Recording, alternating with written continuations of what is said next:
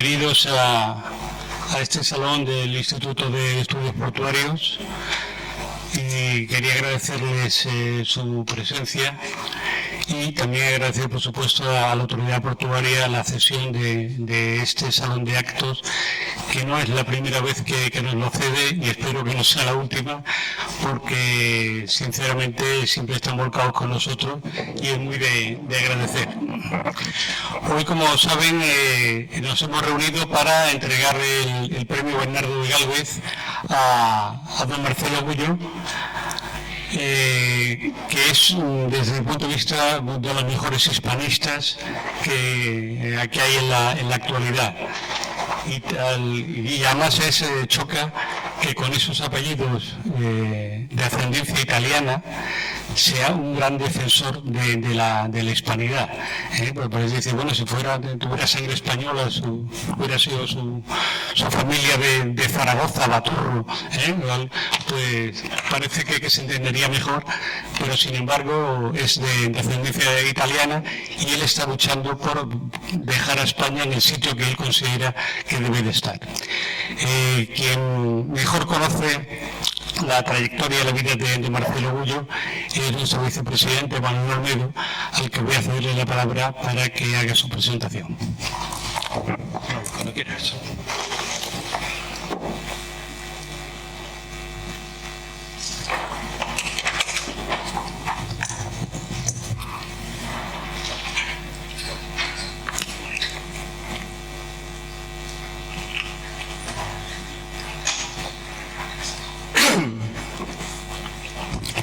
Buenas tardes a todos, bienvenidos a este importante acto, importante porque este acto lleva el nombre de un gran héroe de España y de Estados Unidos y de México. Hoy tenemos el gran privilegio de contar entre nosotros con un gran investigador, un gran enamorado de España y por tanto de su historia y además una gran persona. Este salón que hoy nos acoge, gracias a la autoridad portuaria, se enorgullece de tener a este gran hispanista. Y es un enorme prestigio el que hoy vamos a desvelar con nuestras palabras sobre su magnífica trayectoria como investigador y como divulgador. No puede olvidarse que este premio que hoy recibe es la feliz consecuencia de la apasionante tarea que comenzamos hace 22 años para recuperar a Bernardo de Gálvez. Hasta ahora, el mayor reconocimiento que ha recibido es que hace 9 años nuestra asociación logró que un retrato de nuestro héroe, pintado por el pintor malagueño Carlos Monserrate, y gracias a la extraordinaria labor de Teresa Valcarce Graciani, quedara colgado en el Capitolio de Washington, y como directa consecuencia de ello, devino su nombramiento como ciudadano honorario de Estados Unidos. Pero detrás de esta insigne figura, detrás de Bernardo de Gálvez, está España. Y para continuar con la apasionante tarea de recuperar a nuestro héroe, estamos también contribuyendo a recuperar el buen nombre de España y continuaremos haciéndolo poniendo toda nuestra ilusión y nuestro trabajo desde la nueva, recién creada Fundación Gálvez. No existe en la historia de la humanidad gesta alguna como la que España protagonizó llevando la civilización, la fe y la lengua al nuevo continente. Y de todo ello nos va a hablar Marcelo Gullo, cuya biografía voy a intentar extractar.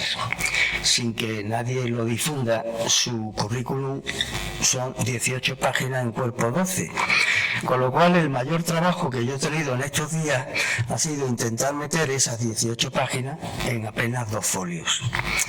Bien, Marcelo, nacido y criado en Argentina, vive en la ciudad de Rosario y, como detalle, cabe decir lo que nuestro presidente nos ha anticipado, que sus 4 abuelos fueron italianos, aunque tiene algo de sangre española porque una de sus abuelas era española y vivió en la isla de Sicilia. Marcelo es licenciado en Ciencia Política, diplomado en Altos Estudios Internacionales. Tiene el diploma de Estudios Superiores de la Universidad de Ginebra, en Suiza. Es doctor en Ciencia Política por la Universidad de Buenos Aires.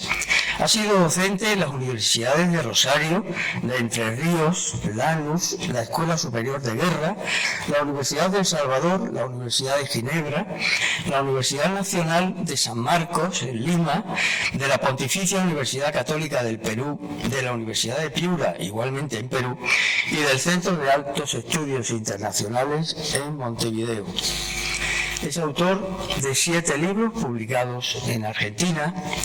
Es autor de 8 libros publicados en el extranjero, entre los que destacan 3 que son para nosotros españoles pues decisivamente importantes para una tarea a la que luego me referiré.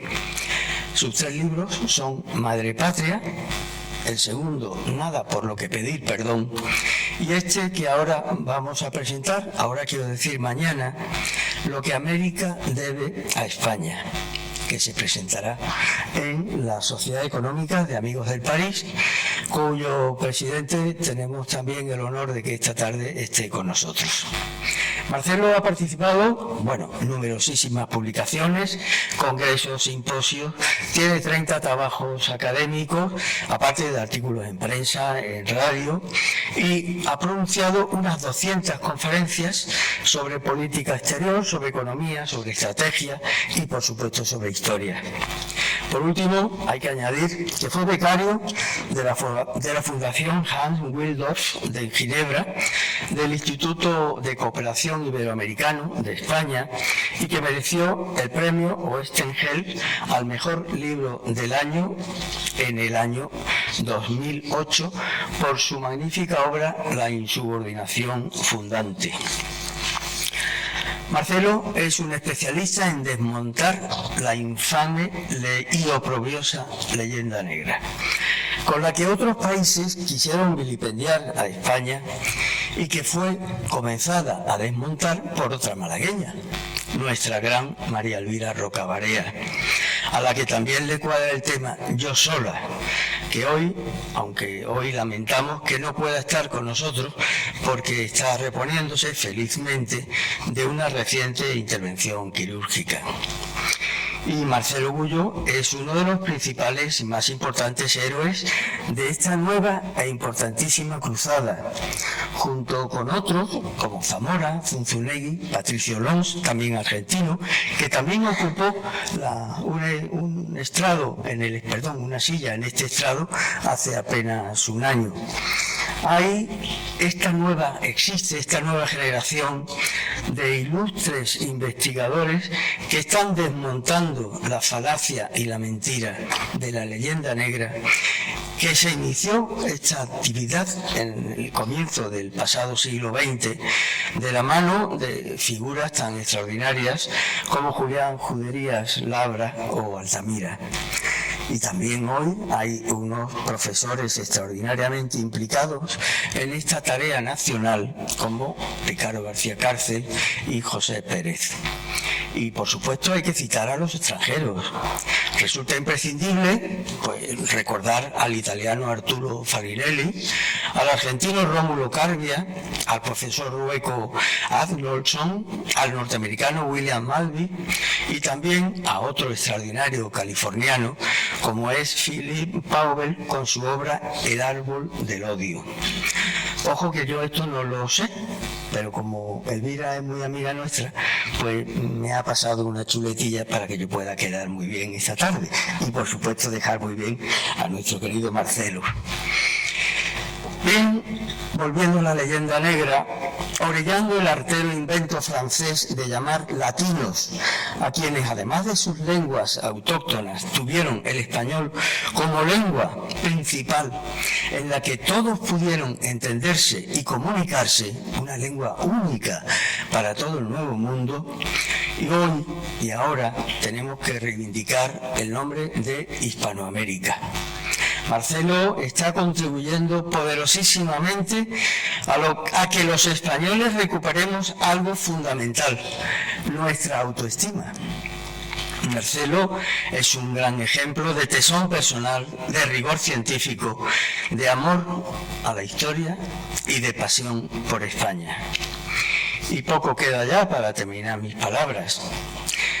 Nunca agradeceremos bastante al doctor Gullo, como se dice en italiano, según he aprendido en estos días que llevo con él, al doctor Gullo, el que con sus obras esté devolviendo a muchos españoles nuestra autoestima. Porque somos hijos de una gran nación que asombró al mundo por las gestas que protagonizaron los españoles.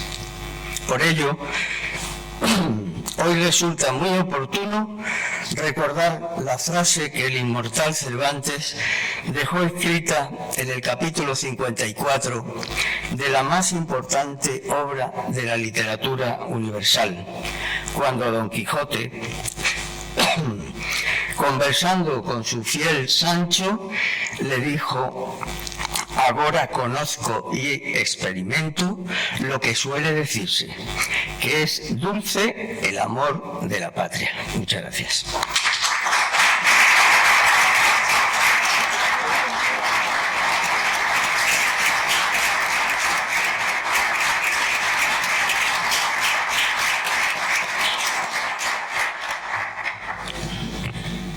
Tiene la palabra la secretaria de la Fundación.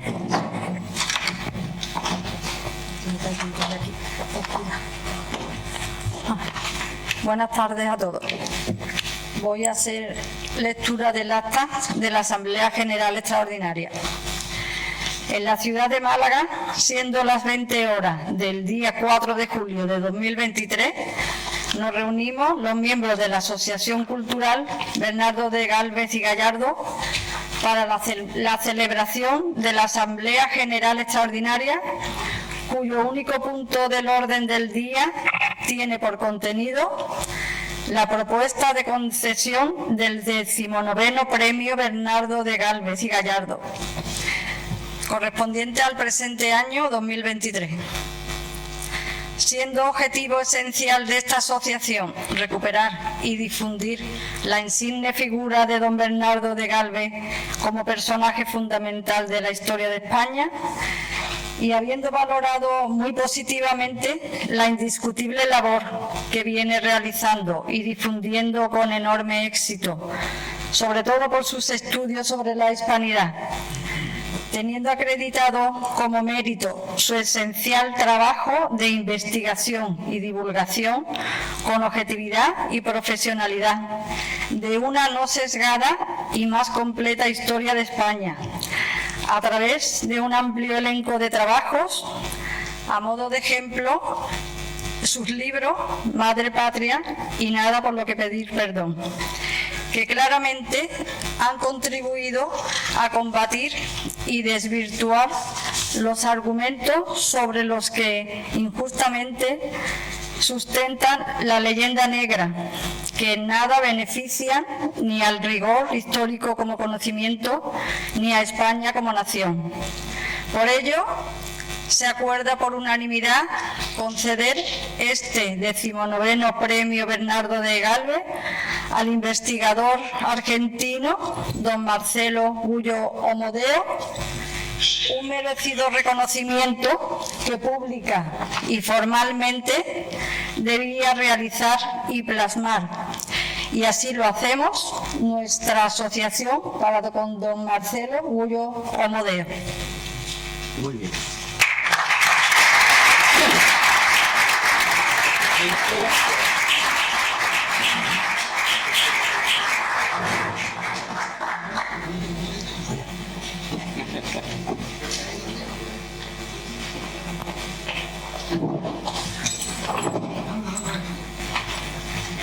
Al escultor malagueño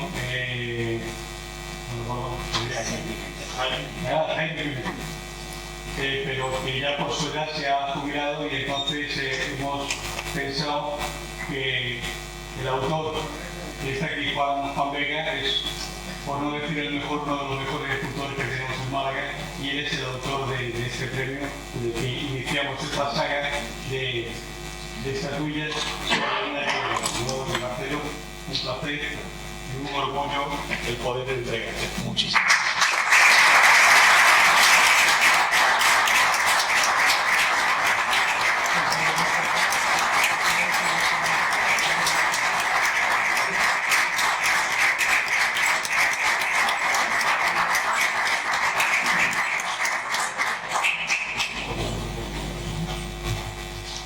Y eso trae como compañía el fin de la asociación. Muchísimas gracias. Échaselo en el pecho que... Para que saque un poquito de sangre. Y el diploma acreditativo. Bueno, muchas gracias. Si quieres...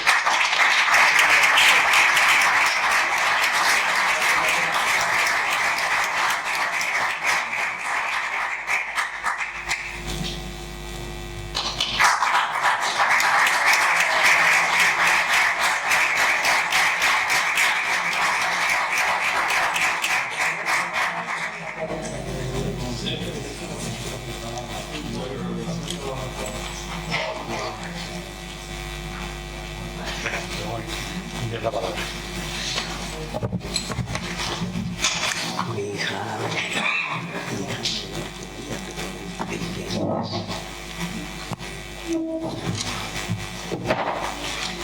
Marcelo, tienes como 30 minutos. Bueno, tranquilo.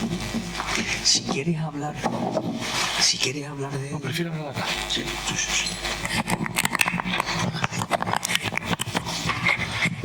Buenas tardes. ¿Se escucha bien, no? Primero, mi profundo agradecimiento a todos los miembros de la Fundación por este maravilloso premio que hoy recibo. Pero yo no podría recibir este premio que me honra sobremanera sin decirles a ustedes dos cosas. Primero, que yo soy un enano sentado en hombros de gigantes. Y segundo, decirles que, y voy a explicar cada una de estas cosas, que a diferencia de Bernardo de Gálvez, yo no he estado solo, sino acompañado. Yo soy, les decía, y no puedo recibir este premio sin aclararlo, un enano en hombros de gigantes, y debo agradecer en estos momentos a mi gran profesor, del cual yo me considero discípulo, que me formó cuando yo era un adolescente en la ciudad de Rosario, en el Colegio Hermano Marista, mi profesor Luis D'Aloisio. Cuando en sus clases nos enseñaba la verdadera historia de Hispanoamérica y la verdadera historia de Argentina, y en sus clases que nació mi vocación por el estudio de la historia. Pero también a mi maestro Alberto Metol Ferré, nacido en Montevideo, Uruguay, y a mi maestro Luis Yaguaribe, nacido en Río de Janeiro, en Brasil.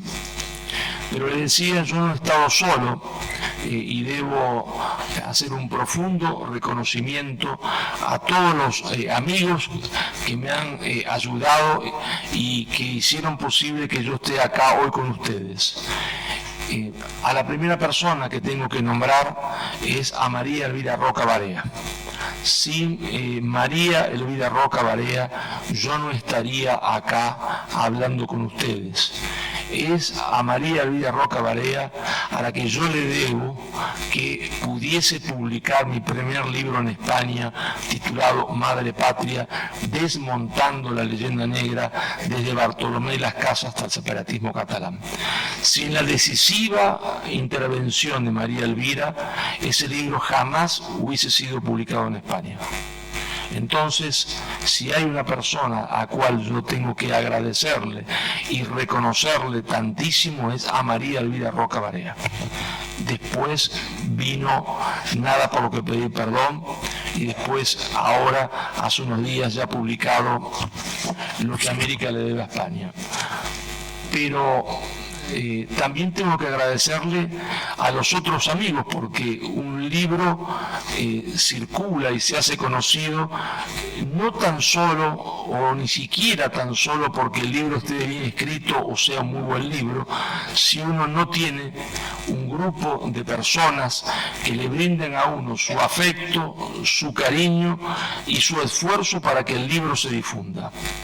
Tengan en cuenta ustedes que cuando yo publico mi primer libro soy un desconocido, naturalmente un desconocido, porque venía de 12.000 kilómetros de distancia desde el fin del mundo a Madrid.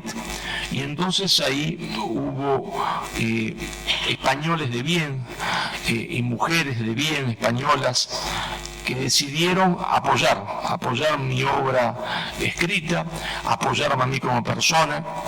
Nombrar a todos sería imposible, pero por lo menos a algunos que no se me escapan de la memoria, como a Borja Díez de Rivera, como a la nieta de Ramiro de Maeztu, Almudena de Maeztu, como a José Luis López Linares, el autor del fabuloso documental España en la primera globalización, a Miguel de Bertodano, a Vicente Miró, a Beatriz Paredes, a May Rivas, y también a otros amigos más cercanos geográficamente a ustedes, que me brindaron su corazón, me brindaron su casa y el apoyo, como Juan del Río, como Remedio del Río y toda la familia que me trajo por estos lugares para que yo pudiese presentar mi libro, y generosamente me abrieron la puerta de su casa. Por supuesto a Manuel, que está a mi izquierda, al presidente, que también está a mi izquierda. Es decir, podría pasar una noche citando la generosidad de estos amigos y nombrando a todos los amigos, Luis, que está entre el público, y tantos otros que se me escapan de la mente, que si tuviera que nombrarlos tendríamos páginas completas de ellos. Pilar Aristi, no quisiera olvidarme de esa extraordinaria mujer en Madrid. Y pidiendo disculpas a los otros que se me escapan por la emoción, su nombre, debo decirles que si yo estoy acá es por ellos. Es decir, no alcanza con escribir un buen libro. Así que muchas gracias a todos los amigos y amigas que me abrieron la puerta de su casa, pero más la puerta de su corazón. Yo no defiendo a España, porque en realidad tampoco defiendo la Argentina. Yo lo que defiendo es la verdad histórica. Y porque sin verdad histórica no hay verdadera política. El origen de la falsa política, de la mala política, es siempre la falsa historia. Cuando me dedico a la historia, me dedico a la historia porque estoy plenamente convencido de que la política mala, la mala política que hoy sufrimos de uno y otro lado del océano, tiene su origen en la falsa historia. Siempre tiene su origen en la falsa historia. Y por lo tanto, como solo es libre el hombre que no tiene miedo, y como solo la verdad nos hace libre, hace falta defender esa verdad histórica. No hace falta crear una leyenda rosa para defender España, porque los datos históricos matan la leyenda negra. Hace falta solo comenzar, cuando uno ve el discurso negro legendario, a dudar. La duda nos lleva al pensamiento, es decir, dudo, luego pienso. Cuando uno se enfrenta, se entiende, al relato negro legendario, como me enfrenté yo en un momento, lo primero que me surge es la duda. ¿Cómo es posible? ¿Cómo es posible que un pequeño grupo de españoles, conducidos por una figura gigantesca, ciertamente, equivalente en la historia a Julio César, quizás, o Alejandro el Magno, por su valía, por su heroicidad y por su genio político, como fue Cortés, pudiese vencer al imperialismo antropófago de los aztecas. El imperio azteca tenía un ejército de 200.000 hombres. Cortés, con 400 hombres, por más que fuese un genio, y lo era, equivalente a Alejandro el Magno y Julio César, no podría haber nunca vencido un ejército de 200.000 hombres.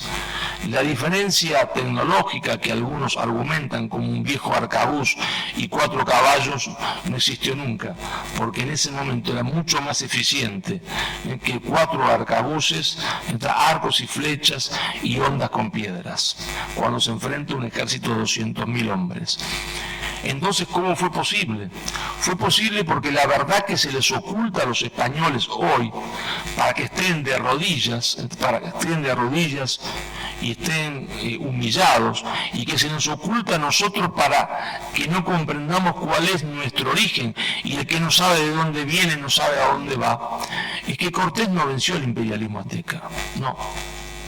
El imperialismo azteca, como afirmó José Vasconcelos, fue vencido por los indios, dominado por los aztecas, porque cuando Cortés llega a México se encuentra con el imperialismo antropófago más salvaje de la historia de la humanidad.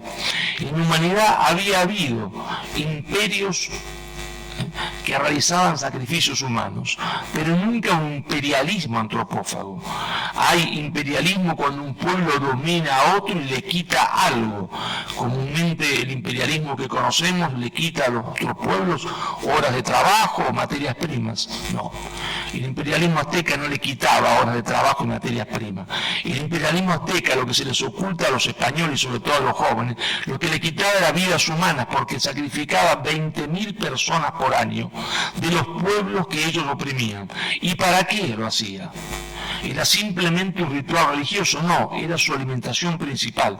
Era la alimentación principal de la aristocracia, del ejército y de la casta sacerdotal. Las vísceras se las daban al populacho. Entonces causa gracia, por no decir horror, cuando los turistas van a México y los llevan a visitar la pirámide de Tenochtitlán, que sería, y entonces reivindican a los aztecas porque habían construido esa tan linda pirámide, que en realidad eran pirámides de la muerte, eficientes para matar gente, porque ¿saben por qué la hacían con escalones? Porque ellos no conocían la metalurgia, ellos no tenían forma de poder trozar los cuerpos. Si antes no los tiraban, se rompían todos los huesos y entonces era fácil de trozarlos, porque vendían en su carnicería la carne humana como si fuesen pollos. La verdad que se les oculta a los mexicanos cuando le hacen creer que todos descienden de los aztecas, cuando en realidad los aztecas no eran más del 12% de la población que oprimía a los otros y se los comía, ¿no? Que esas eran pirámides de la muerte. Pirámide de la muerte. Entonces Cortés lo único que hizo fue decirle a los pueblos oprimidos por los aztecas: marchemos juntos contra ese imperialismo atroz, y entonces marchando juntos lo derrotaremos. Y Cortés lo condujo con una genialidad militar nunca vista en la historia, pero el ejército estaba conformado de 300.000 indios oprimidos por los aztecas. No había una nación mexicana, había muchas naciones, y una de ellas era una nación que oprimía a las otras. Entonces la contradicción principal era ahí vida o muerte, porque los pueblos estaban sometidos por un imperialismo que le quitaba a sus nietos, a sus hijos, a sus sobrinos, a sus hermanos, a sus mujeres. Y si eso pasase acá y viniese alguien y le dijese a ustedes, porque en Madrid hubiese una gran pirámide, marchemos contra eso, estoy seguro que todos los que están acá, mayores, menores, abuelos y abuelas, todos se entiende, marcharían, se entiende, con su única fuerza y sus últimas fuerzas para destruir esa pirámide. Y eso fue lo que pasó. No hay conquista de México, hay liberación de México.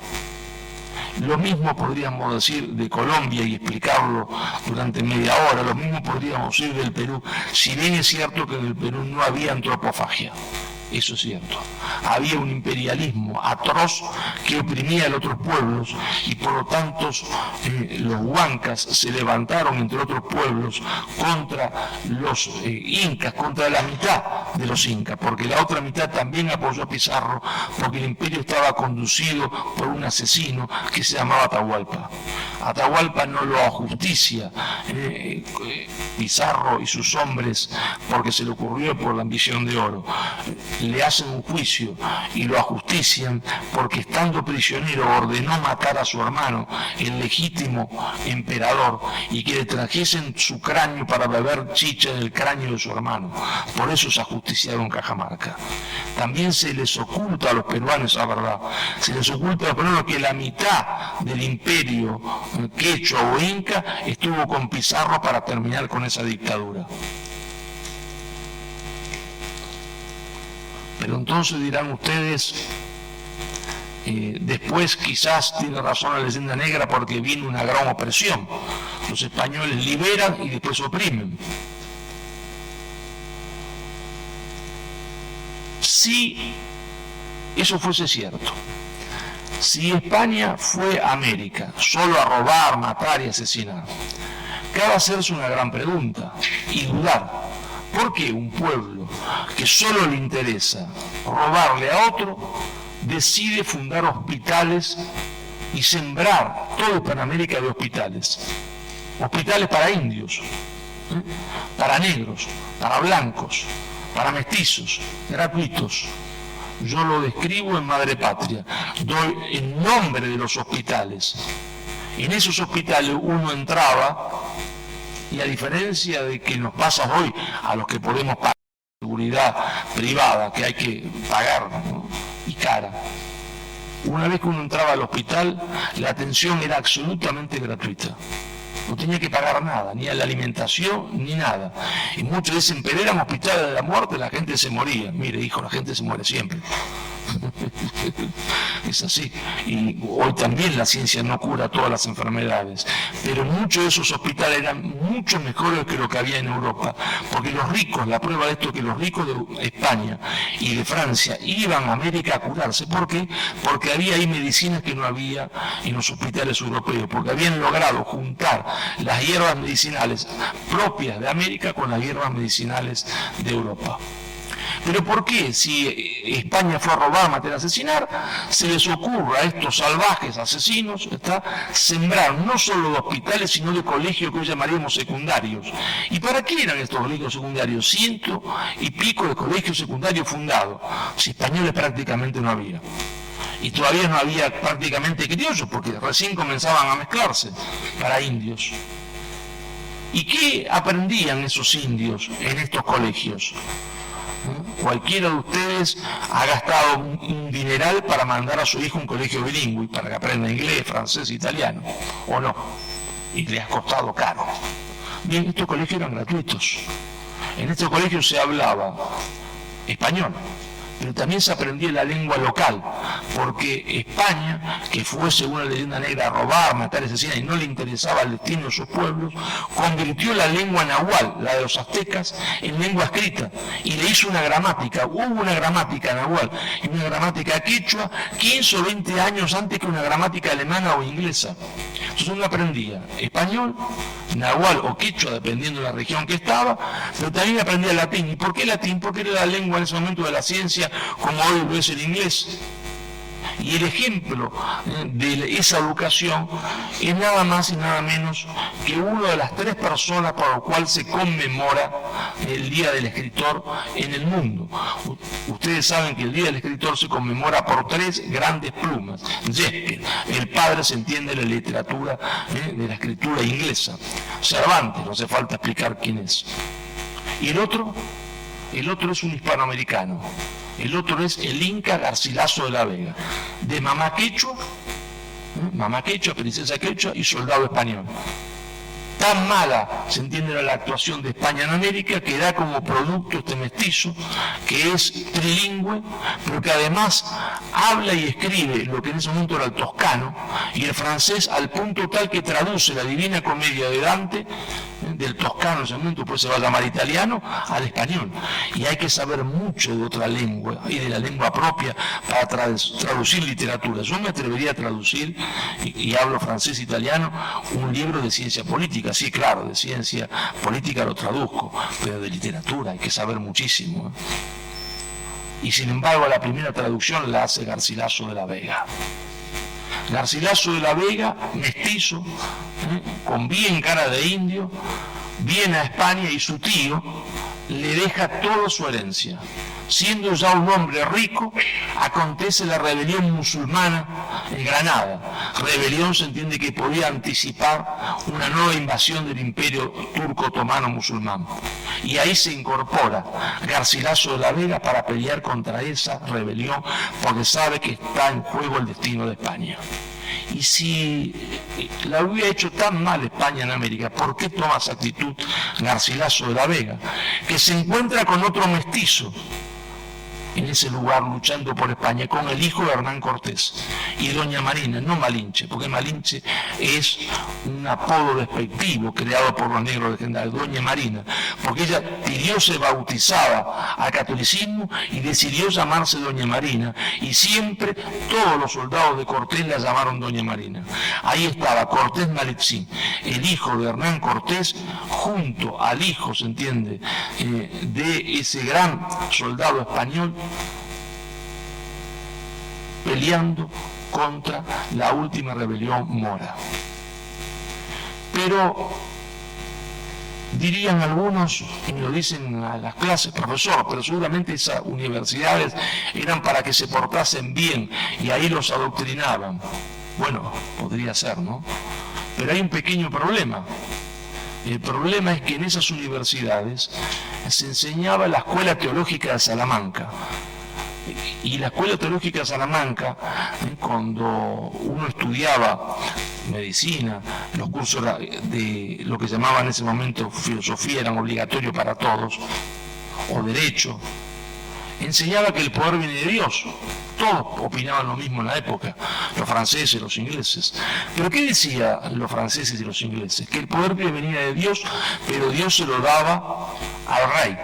Y por lo tanto el rey no tenía que darle cuenta a nadie.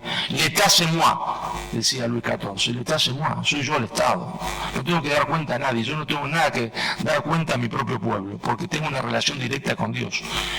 Y ante el pedido del rey de España, que le pregunta a los teólogos españoles, porque tan dictadura era España, tan salvaje eran los monarcas españoles, que el rey le pregunta: ¿esto que dicen los franceses es cierto? Y la Escuela Teológica Española dice: no, majestad, el poder viene de Dios, pero Dios se lo da al pueblo. El pueblo se lo da al rey para que gobierne como un padre, en beneficio de todos y en beneficio del bien común. Y si no gobierna el rey como un padre en beneficio del bien común, el pueblo tiene derecho a la revolución, a la destitución del rey que se ha convertido de rey en tirano. Y esto se enseñaba en América. Se le enseñaba en América a los supuestos colonos, ¿está?, que el poder viene de Dios, pero Dios no se lo da al rey, se lo da al pueblo. Y si ese rey no gobierna en beneficio de ellos tienen derecho a echarlo. Maquiavelo diría: pero entonces España enloqueció. No, España no enloqueció. Es que España nunca consideró a América como una colonia, porque fue fiel al mandato de Isabel la Católica, que dijo: esas tierras no serán colonias, esos hombres no serán esclavos, serán súbditos de Castilla, en igual condición que cualquier castellano. Y porque dijo Isabel: cásense indios con españolas, y españoles con indias, porque cuando dos pueblos se mezclan, como se mezcló Garcilaso de la Vega con la mamá del Inca Garcilaso, princesa quechua, ya no hay más metrópoli y colonia, porque los dos pueblos forman uno solo. Los dos pueblos forman uno solo. Por eso hay descendientes, se entiende, de Montezuma entre ustedes los españoles, porque la hija de Montezuma se casó con españoles y tuvo hijos con españoles, y dijo: el mundo que hemos construido, este mundo, porque lo ayudó a construir ella, es mejor que el mundo de mi padre. ¿Cómo le iba a ser mejor si se acabó la antropofagia, si se acabó el sacrificio humano de 20.000 personas por año? Pero entonces se preguntarán ustedes: ¿Qué pasó? Que todo se destruyó. ¿Y qué pasó? Se entiende que los pueblos se enfrentaron de un y otro lado del Atlántico. Eso daría lugar para una conferencia por sí sola. Pero yo solo les voy a poner un dato, para que vean que eso fue una guerra civil, una dolorosa guerra civil entre hermanos. En la última batalla, que es la batalla de Ayacucho, en el llamado ejército realista está formado por 6.000 hombres. El ejército independentista también, más o menos son iguales en número, números más, números menos. En los dos hay españoles. Fíjese que es una guerra civil. En los dos hay españoles, es decir, españoles peninsulares. En los dos hay criollos, pero en uno solo hay mayoritariamente indios, en el llamado ejército realista. De los 6.000 hombres que integran el ejército realista, 5.000 son voluntarios quechua hablantes, indios, pueblos originarios, dicen hoy para no ser políticamente incorrecto, o deberías decir yo para no ser políticamente incorrecto, pero yo soy políticamente incorrecto, indios, porque no es ofensivo. 5.000 indios en ese ejército. ¿Y esto cómo se explica? Si España masacró esos pueblos, si los humilló, tendrían que haber sido los indios, los pueblos originarios, los primeros en levantarse en contra de España. Sin embargo, se dio la gran paradoja, que los que no querían separarse de España eran los indios, justamente. Aquellos que supuestamente habían sido vejados por España. La leyenda negra se cae como un castillo de naipe. Tal cosa no existió, y esto lo demuestra que los indios se mantuvieron fieles a España. Los españoles se dividieron, habían los dos bandos, los criollos estaban en los dos bandos, los indios en uno solo. Los indios Guajira en Venezuela estaban a caballo entre Venezuela y Colombia. Presentaron resistencia a Bolívar hasta el final. Solo los pudo vencer Bolívar cuando desembarcaron 5.000 casacas rojas. ¿Y quiénes eran los casacas rojas? Soldados británicos. 5.000 soldados ingleses. Y cuando Bolívar avanzó hacia el sur, encontró la resistencia de los indios pastuzos.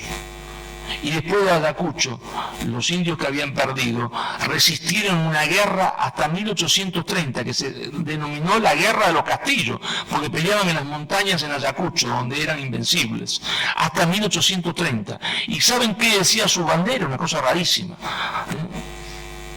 Rarísima. Creemos a la leyenda negra. Decía, por Dios, por la patria y por el rey.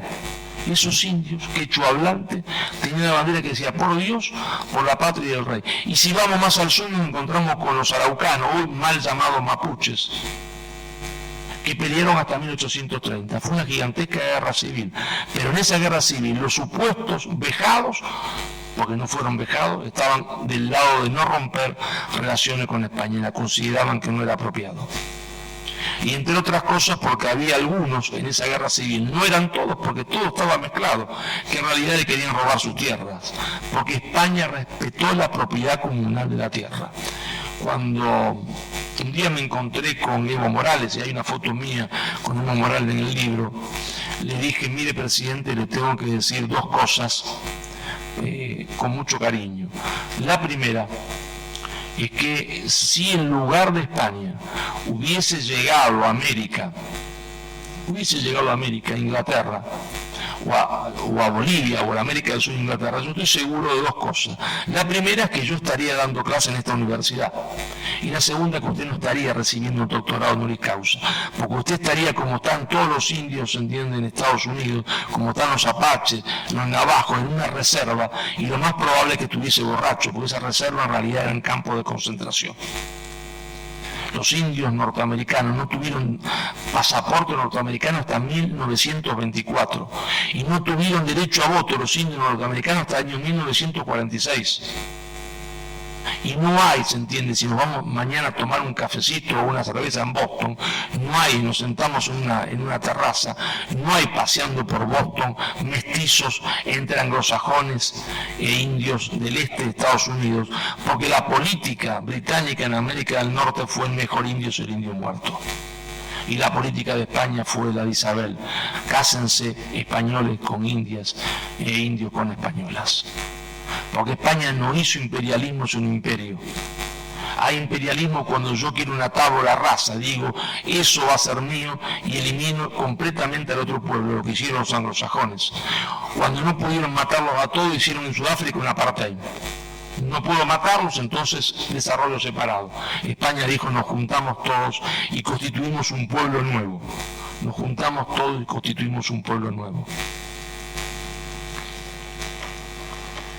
Claro, la leyenda negra, sin embargo, a pesar de que es una mentira, persiste a través del tiempo. ¿Y por qué persiste una mentira a través del tiempo? Persiste porque es funcional a un interés político. Si no, las mentiras se caen, no duran. Fue funcional a los sectores pro-británicos que triunfan en la guerra civil en Hispanoamérica.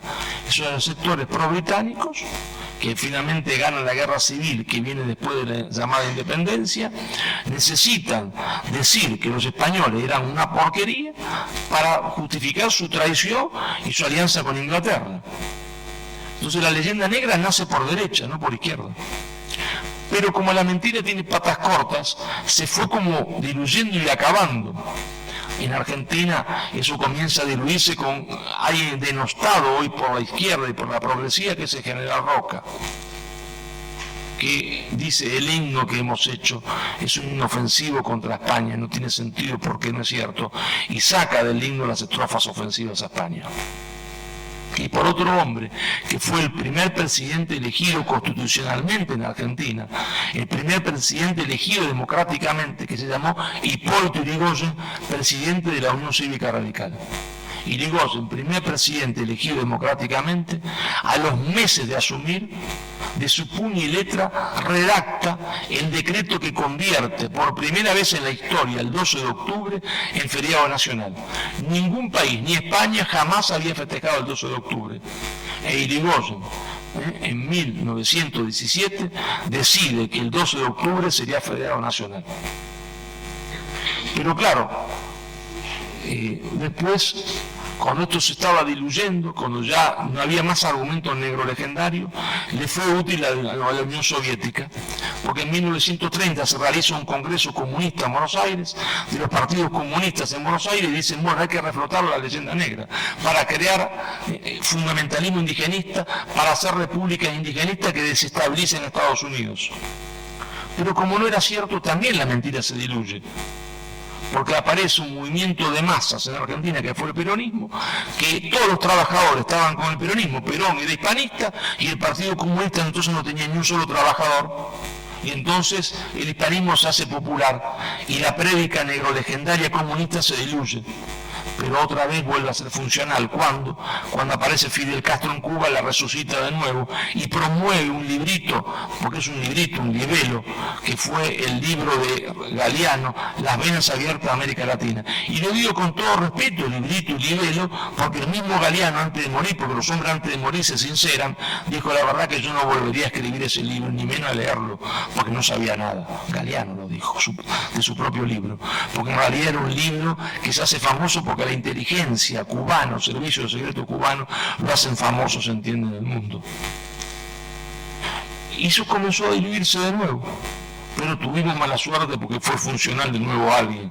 Y aquí es funcional ahora es funcional a aquellos, se entiende, personajes como Maduro, como López Obrador, como Boric en Chile, como Petro en Colombia, que ante la inutilidad de sus gobiernos, como la del señor Maduro, que está sentado, se entiende, sobre petróleo, pero tiene a su pueblo hambriado, porque el 80% de los venezolanos están sumidos en la pobreza, dice la culpa, se entiende, de su desarrollo la tiene, se entiende, España.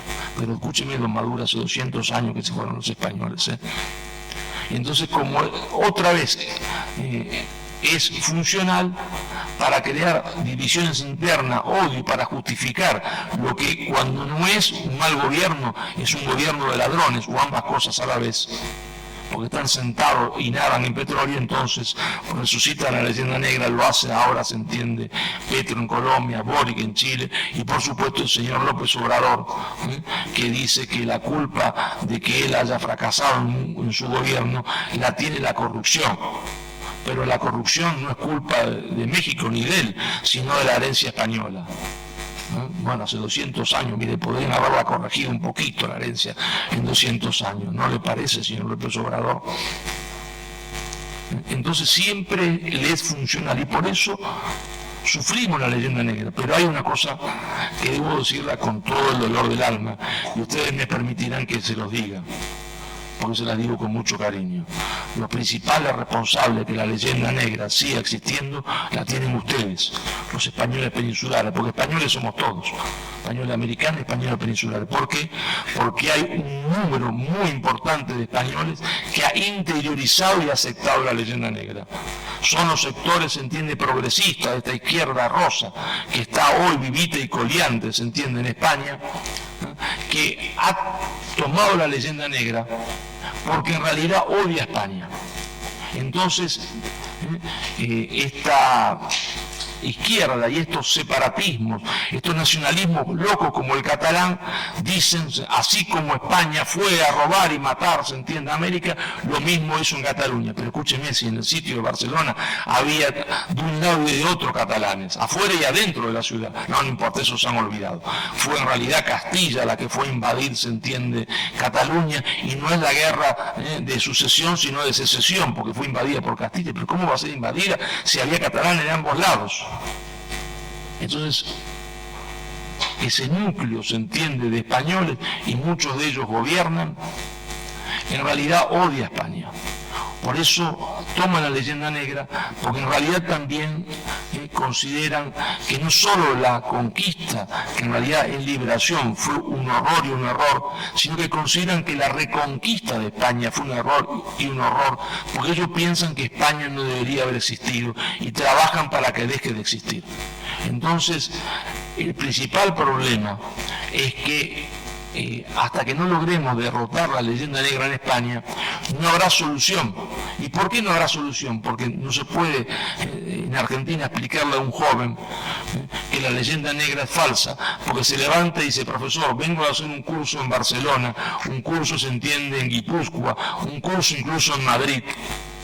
Y allá dicen que fue cierta, y entonces se aplica aquello del derecho que dice a confesión de parte, relevo de pruebas.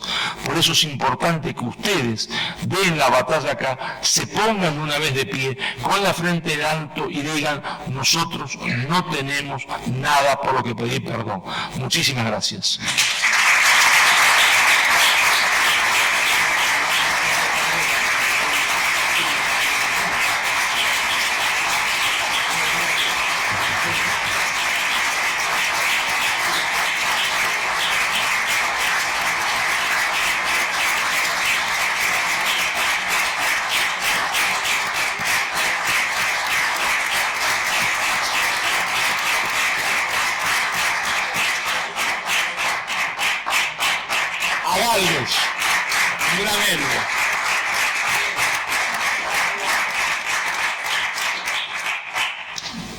Bien, antes de pasar al último acto, que serán unas canciones que de alguna manera van a rememorar esa relación entre España y Hispanoamérica, pues yo quería que el autor de un libro que seguramente ustedes conocen,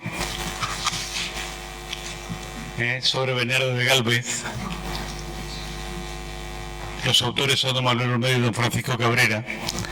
Pues yo quería que don Francisco Cabrera le hiciera entrega a don Marcelo Gullo de este libro, y tú, como autor,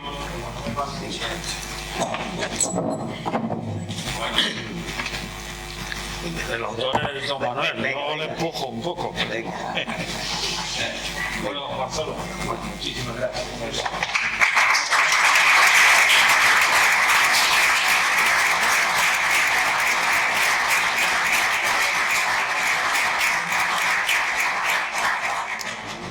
Del concierto, si te parece. Bueno, las canciones. Y lo de la cena. Ahora.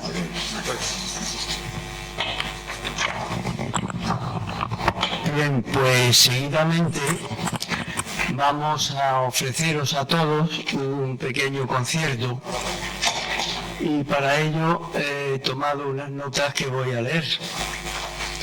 Dada la personalidad de nuestro homenajeado, dada su procedencia hispanoamericana y su país de nacimiento, ahora y para concluir este acto, Cristina, que es una gran artista y que va a estar acompañada al piano por Diego, que también es un gran artista, pues van a interpretar 3 canciones, o 4.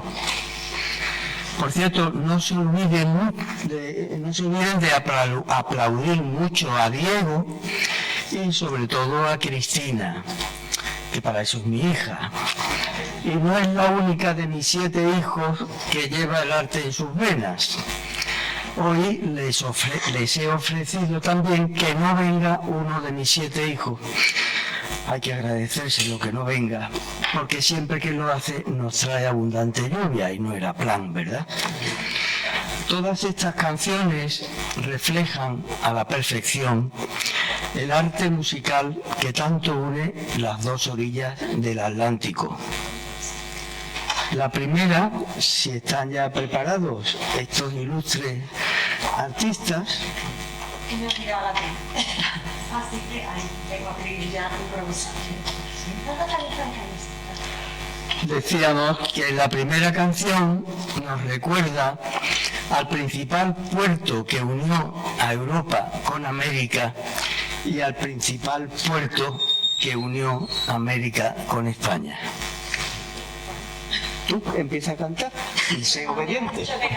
Y sé obediente. Todos la van a conocer. Eso suena cada día, Habana, ¿no? Los problemas del directo.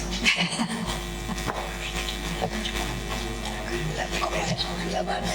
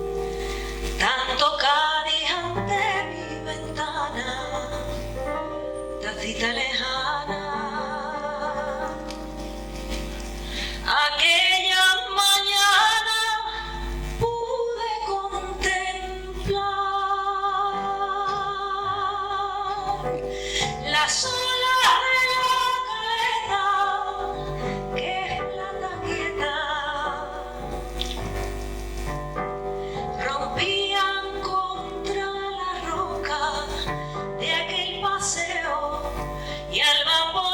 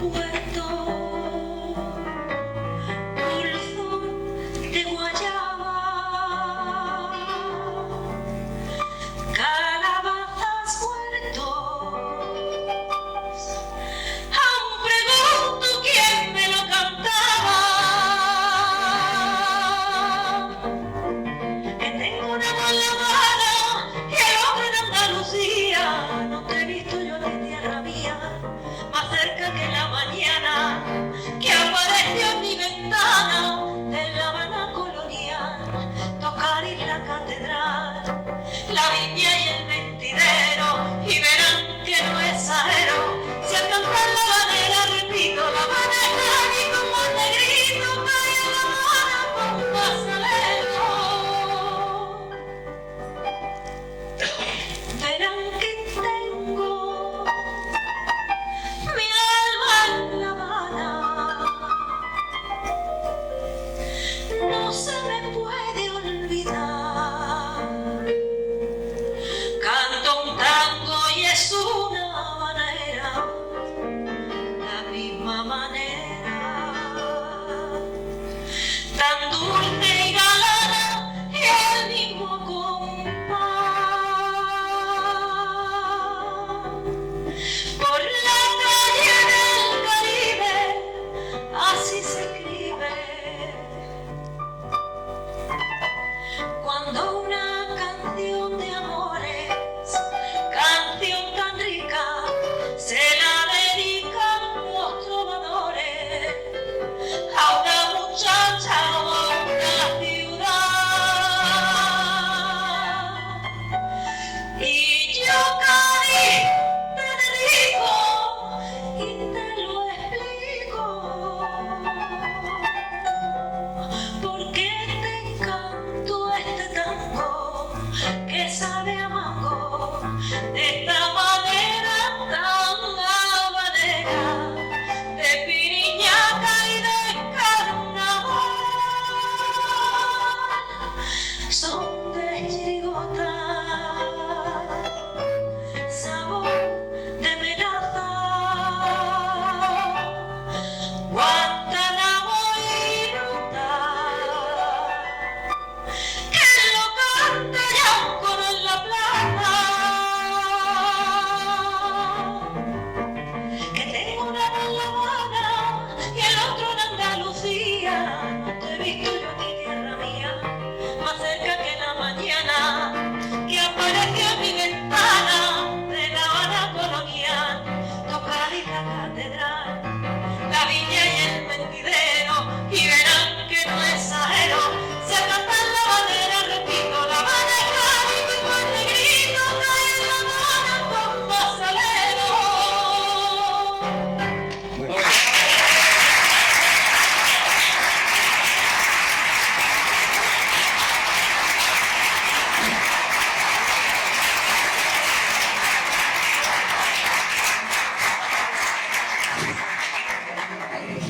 Verán que canta muy bien y además han dicho que no van a cobrar, con lo cual pues doble. ¿Ah, no? No, pero aquí gratuito, he dicho la verdad. ¿Ah, sí? Bueno, estupendo. Harto súper bien, que me ha enseñado. Eso. Bien, el fondo de la segunda canción es una muestra de lo que nos llegó del Nuevo Mundo y de la huella que España dejó en América, lo que los españoles de aquí inculcaron a los españoles de allí. Y ahora vamos a trasladarnos a la que se conoce como la Ciudad de los Reyes, a la capital del Perú.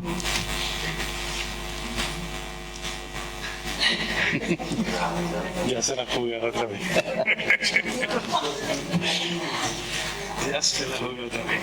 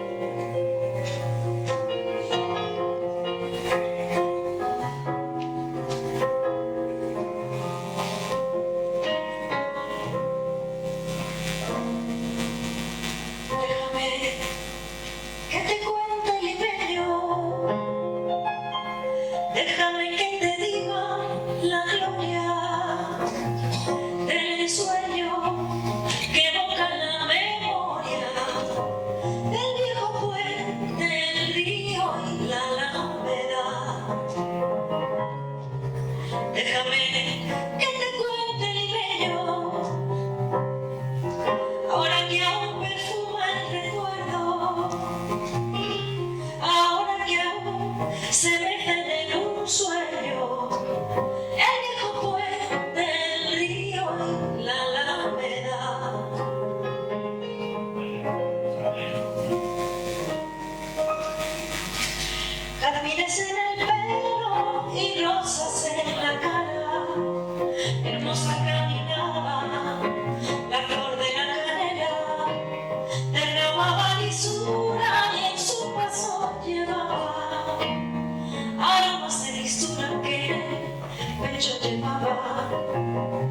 del puente a la Alameda, menudo pie lo lleva, por la vereda que se estremece al ritmo de su cadera, recogía la risa del río, y aliento la lanzaba del puente a la Alameda. Déjame que te cuente, limeño, déjame que te diga, moreno, mi pensamiento. A ver si así despiertas el sueño que entretiene, moreno, tu sentimiento.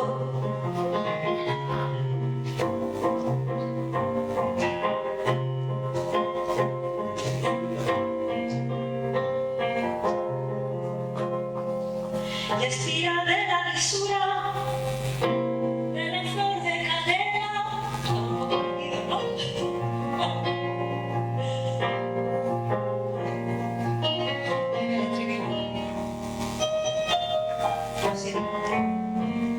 Jardines en el pelo y rosas en la cara, hermosa caminaba la flor de la canela, derramaba lisura y a su paso dejaba aromas de mixtura que en el pecho llevaba.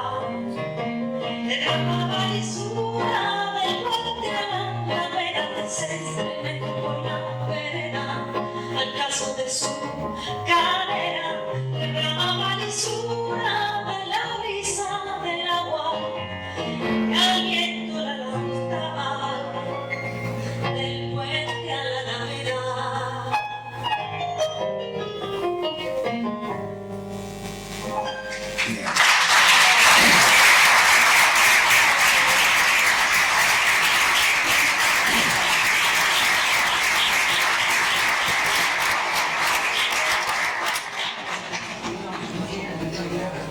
Obviamente, hablar del puente, hablar de la Alameda, hablar de los jazmines, pues es hablar de Málaga, ¿de acuerdo? Y además, esta mañana y ayer, pues con don queridísimo Marcelo, hemos caminado por la Alameda, no hemos llegado al puente. Hombre, porque hasta que el Guadalmedina no esté arreglado, pues no sería, en fin, oportuno, ¿verdad? Bien, pues queda una tercera canción que estoy seguro que adivinarán cuál es la que tienen que cantar. Es una canción especialmente dedicada a nuestro querido premio Bernardo de Gálvez, porque es una canción argentina. ¿Sabes cuál es? ¿Ya? Tengo duda.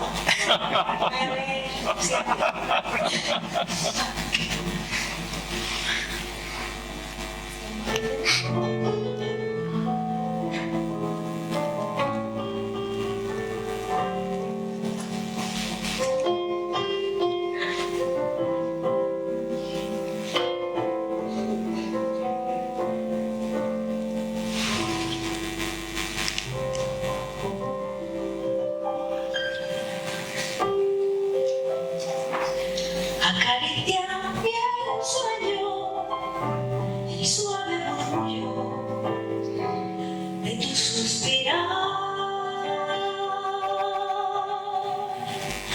Cómo ríe la vida si tus ojos negros me quieren mirar.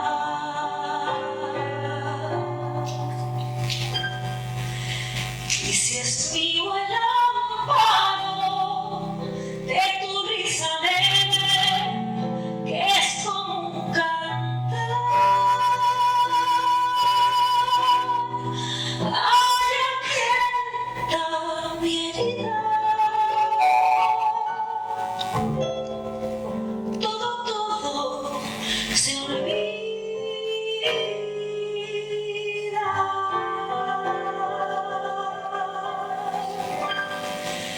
El día que me quieras,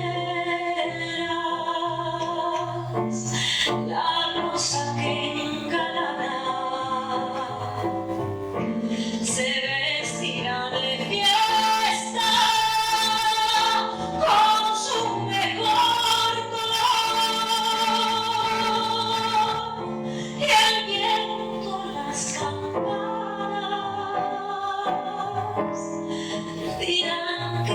estío y locas las fontanas me contarán su amor. La noche que me dieras desde el azul del cielo, las estrellas celosas nos mirarán pasar y un rayo misterioso hará nido en tu pelo. Luciérnaga curiosa que eres mi consuelo.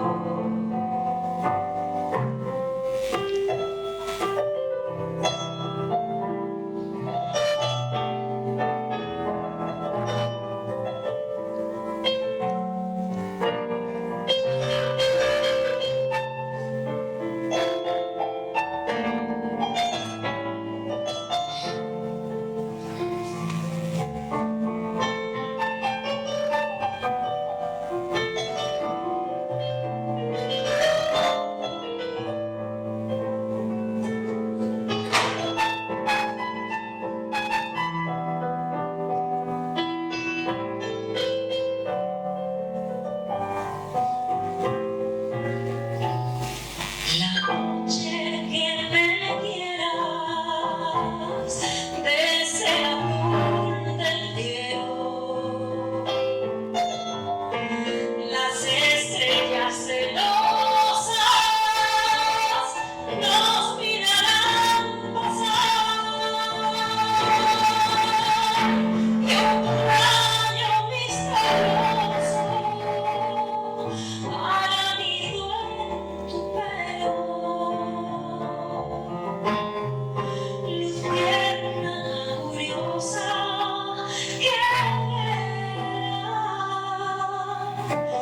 eres mi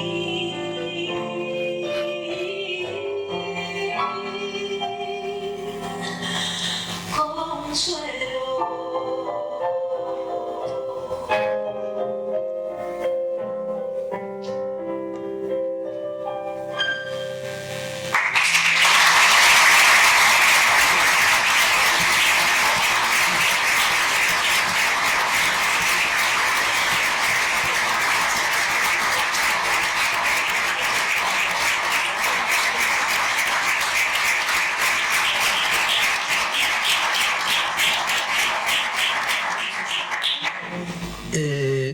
Como han dicho que no van a cobrar, pues a lo mejor puede haber un bis.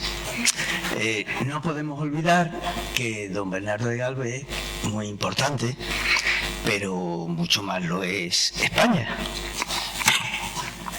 Entonces, para terminar, y dado que hace unos poquitos días España ha celebrado su fiesta nacional, es decir, el Día de la Hispanidad, pues no hay una canción mejor que la que ahora Cristina, acompañada de Diego, va a cantarnos para terminar este pequeño concierto. ¿Sabes cuál es? A ver.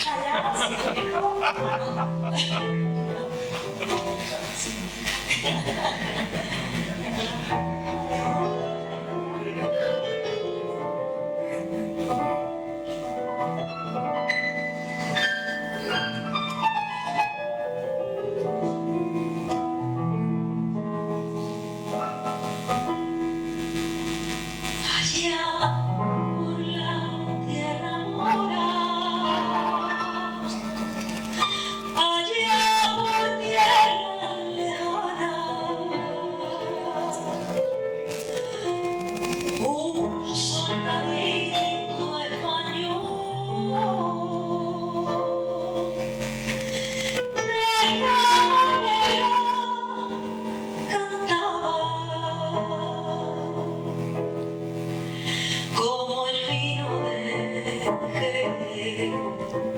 y el vinillo de Rioja son los colores que tiene la banderita española, la banderita española.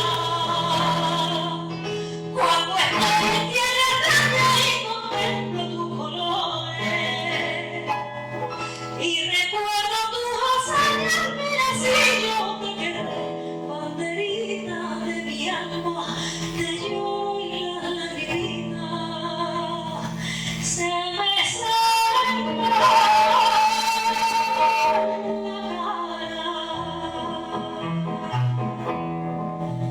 Como el vino de Jerez y el vino de Rioja son los colores que tiene la banderita española, la banderita española. Banderita, tú eres roja, banderita, tú eres blanca, lleva sangre, lleva solo en el fondo de tu alma. El día en que yo me muera y esté lejos de mi patria, solo quiero que me cubran con la bandera de España.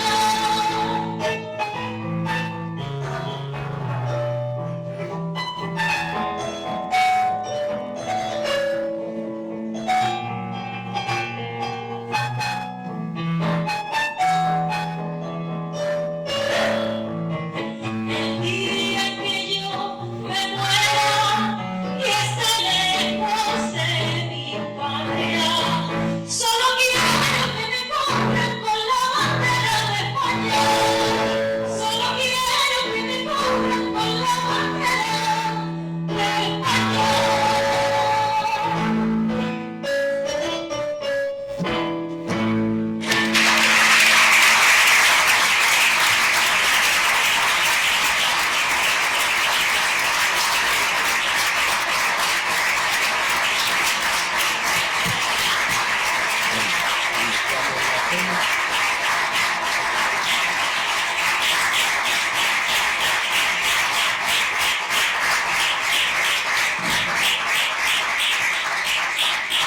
Bien, pues con el permiso de nuestro presidente, el acto se da por finalizado, no sin antes avisaros a todos de que a la salida, pues algunos nos iremos a cenar con Marcelo, y si alguno de vosotros quiere apuntarse, pues encantado.